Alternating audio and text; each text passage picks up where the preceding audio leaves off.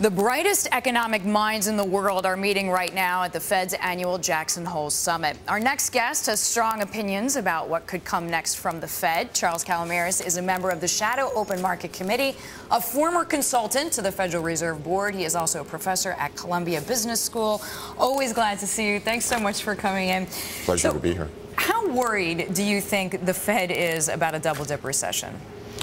Well, they should be concerned that it's a possibility, because it is a possibility, but I would say it's not that likely.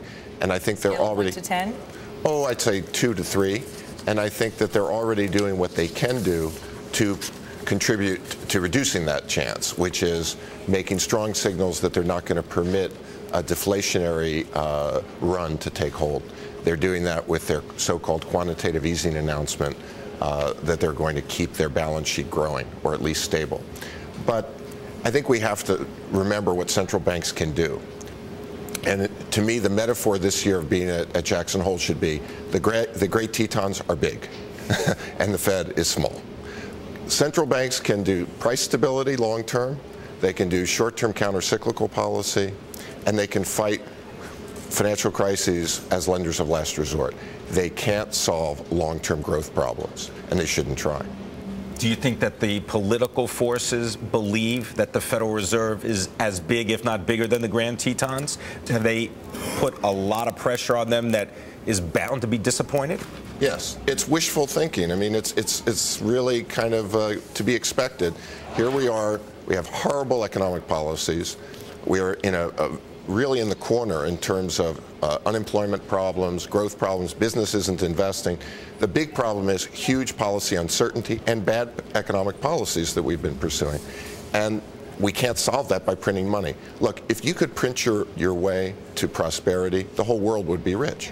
But the whole world isn't. So, Charles, if the Fed can't solve all problems, they have no panacea, let's look at what they can do and the tools that are available to them. Has their arsenal run dry? Again, you know, the tools for preventing a deflation, they have and they're using. They're sending the right signals. They're saying we're not going to let a deflationary expectation take hold.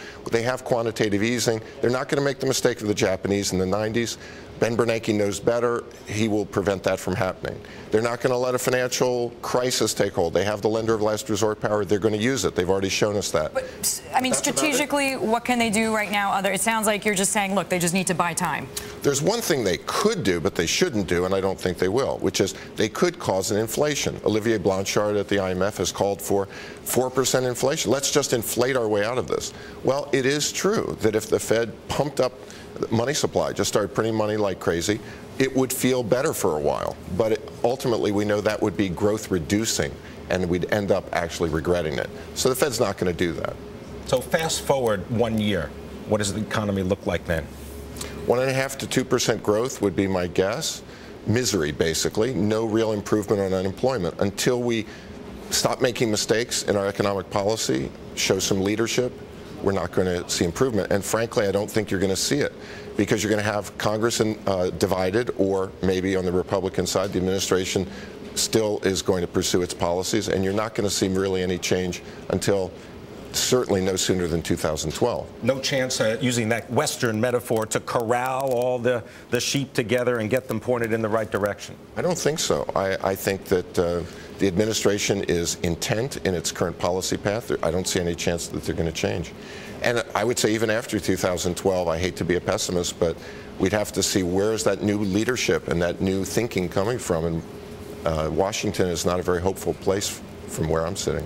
Charles, we're going to continue the conversation in just a minute, but I want to get a yes or no answer out of you first, and then we'll just sort of pick up on the conversation on the other side of this break. Is housing right now killing the recovery? I don't think so.